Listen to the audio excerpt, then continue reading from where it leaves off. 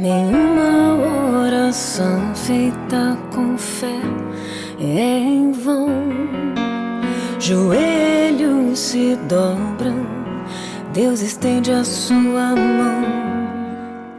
Olá, meus queridos irmãos de Orlando, tudo bem com vocês? Aqui é o pastor Eleazar, do canal Fala Sério Pastor. Que bom me dirigir a vocês. Nós vamos estudar hoje um pouco da Palavra do Senhor, neste material fantástico que está aqui, dos 10 dias de oração. E olha, eu queria primeiro agradecer o convite que foi estendido a mim para poder conversar um pouco com vocês. E o primeiro tema que nós vamos estudar é o tema O Futuro Profetizado. E esse é um tema importantíssimo, um tema realmente atual, tendo em vista que estamos vivendo os últimos momentos da história do planeta Terra.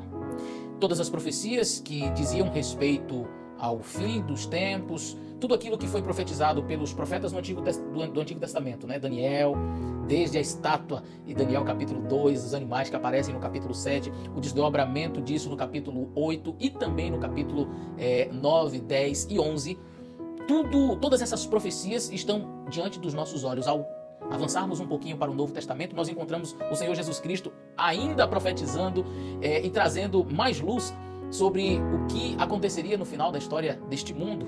E as palavras de Cristo nunca foram tão atuais. Guerras, rumores de guerras, fomes, pestes, terremotos. Quando a gente avança para as cartas paulinas, aí é que a coisa parece que Paulo estava nos nossos dias, olhando o que estava acontecendo, e ele diz, deixa eu escrever então isso que eu estou vendo aqui nesta visão. E aí Paulo começa a descrever a nossa sociedade.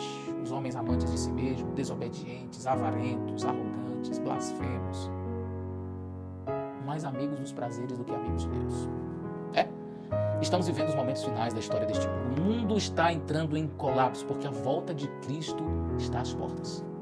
A volta de Cristo é algo tão certo e tão próximo. Nós nunca estivemos tão perto da volta de Jesus como agora.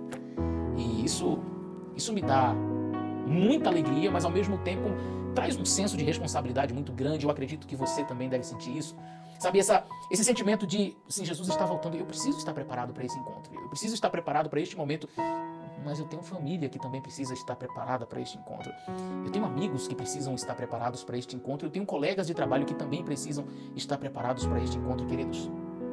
Nós somos atalaias. Nós somos chamados pelo Senhor Jesus Cristo e enviados por Ele, conforme Mateus 28, para pregar o Evangelho, porque Jesus está voltando.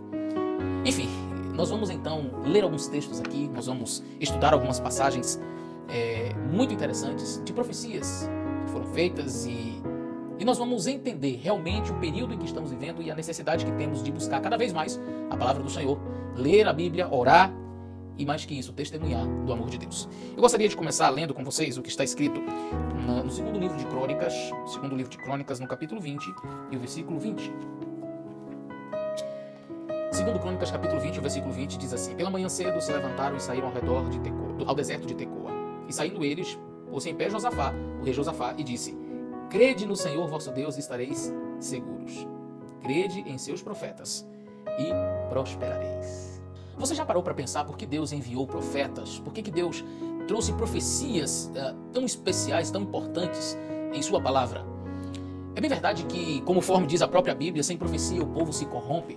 Mas as profecias, elas foram dadas também para que, ao ver os cumprimentos ao longo da história, nós pudéssemos ter confiança na palavra de Deus, entender que tudo aquilo que foi profetizado, como realmente aconteceu, certamente a parte final da profecia também se cumprirá. E eu gostaria de ler com vocês um texto que está no livro Educação, que está aqui também na nossa revista, você pode acompanhar. No livro Educação, na página 123, falando sobre a palavra de Deus, sobre a Bíblia, diz: a Bíblia é a história mais antiga e abrangente que a humanidade possui. Veio diretamente da fonte da verdade eterna e ao longo dos séculos a mão divina tem preservado sua pureza. Ilumina o passado remoto que a pesquisa humana em vão procura desvendar. Somente na palavra de Deus contemplamos o poder que lançou os fundamentos da terra e estendeu os céus. Unicamente ali encontramos um relato autêntico da origem das nações. Apenas ali se apresenta a história da nossa raça, não maculada por orgulho e preconceito humanos. No registro da história humana, o crescimento das nações e a ascensão e queda de impérios aparecem como dependendo da vontade e das façanhas do ser humano. O desenvolver dos acontecimentos parece, em grande parte, determinado por seu poder, capricho ou sua ambição. Na palavra de Deus, porém, a cortina é afastada e contemplamos em todas as dimensões, em toda a marcha e contramarcha das paixões, do poder e dos interesses humanos, a força de um ser misericordioso e paciente, que executa de forma silenciosa e paciente as determinações de sua própria vontade. Percebe?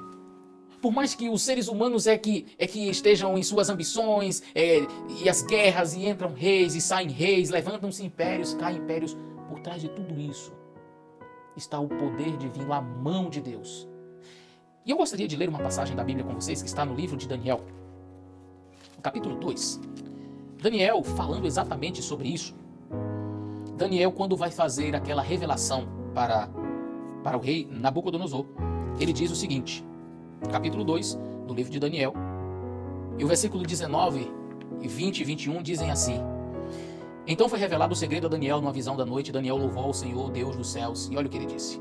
Falou Daniel e disse: Seja bendito o nome de Deus para todo sempre, porque dele é a sabedoria e a força. Ele muda os tempos e as horas. Ele remove os reis e ele estabelece os reis. Ele dá sabedoria aos sábios e ciência aos inteligentes. Por trás de toda o maquinário humano, por trás de todas as ideias humanas, enquanto o homem acha que está fazendo alguma coisa, na realidade, ele apenas cumpre a profecia. Ele apenas cumpre o papel designado por Deus ao longo da história. E quando nós olhamos realmente para a história, e uma profecia como esta, por exemplo, de Daniel, que disse que haveriam reinos subsequentes, Babilônia, Medopécia, Grécia, Roma, os 10 reinos divididos, tudo conforme foi predito. Tudo aconteceu perfeitamente.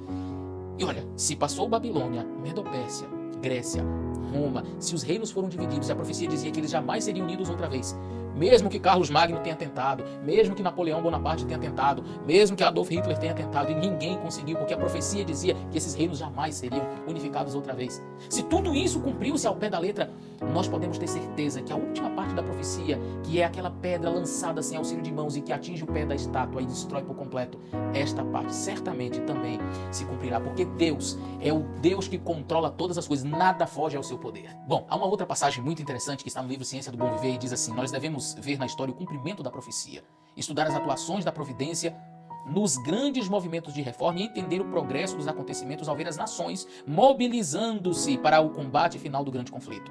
Você percebeu? Que coisa interessante. O texto diz que nós devemos estudar a história, ver o cumprimento das profecias, porque, queridos, é olhando para o passado que nós conseguimos ver a mão de Deus guiando um povo. E olha, eu quero dizer uma coisa para você. Diante de todas as profecias, diante de todos os cumprimentos proféticos, ainda hoje há pessoas que duvidam, ainda hoje há pessoas que não estão preparadas. E assim como foi nos dias de Cristo, quando ele veio a este mundo para viver entre nós, para pregar o Evangelho e finalmente morrer por nossos pecados, e infelizmente, conquanto havia a profecia de Daniel, capítulo 9, que dizia o ano que Jesus estaria presente com eles, falou quando ele seria ungido, falou quando seria a sua morte. Se você ler Daniel capítulo 9, versos 24 a 27, ali sobre as 70 semanas que estariam determinadas para o povo de Israel, haviam profecias claras acerca da vinda do Messias. Gentios do Oriente entenderam, viram uma estrela e disseram: nasceu o rei. E o povo de Israel, que tinha toda a luz, que tinha todo o conhecimento, não estava esperando o Messias. O livro, se não me falha a memória, a verdade sobre os anjos, diz que os anjos de Deus rodearam por Jerusalém procurando alguém, na noite que nasceu o menino Jesus, procurando alguém que estivesse esperando o Messias. Ninguém foi encontrado. Já estavam para voltar ao céu quando, passando pelas colinas de Belém, ali eles viram pastores que estavam conversando sobre o tema do Messias. Então, eles trouxeram as boas novas. Nós corremos um risco muito grande de, assim como o povo de Israel fez na época do primeiro advento de Cristo, nós corremos um risco de, como eles, também estarmos despreparados, também estarmos tão absortos nas coisas desse mundo que passemos despercebido o segundo advento do nosso Mestre. Jesus Cristo está voltando e muitos de nós parece que ainda estamos dormindo. Eu queria, inclusive, ler um texto muito interessante que está na nossa revista, um livro Grande Conflito, na página 29, diz assim: o mundo não está preparado, o mundo não está hoje mais preparado para dar crédito à mensagem para este tempo do que estiveram os judeus para receber o avivamento do Salvador. Essa é a nossa realidade. E diz mais assim: independentemente de quando vier, o dia do Senhor chegará de surpresa para os ímpios. A vida estará seguindo sua rotina. As pessoas estarão submersas nos prazeres, nos negócios, no comércio, na ambição de ganho. Os líderes religiosos estarão enaltecendo o progresso e a cultura do mundo. E o povo estará sendo embalado em uma falsa segurança. Então, como ladrão, à meia-noite, rouba a casa que não está guardada, sobrevirá repentina destruição aos indiferentes e perversos, e de nenhum modo escaparão. Sabe qual é a minha maior angústia? É talvez perceber que isso possa se cumprir entre nós.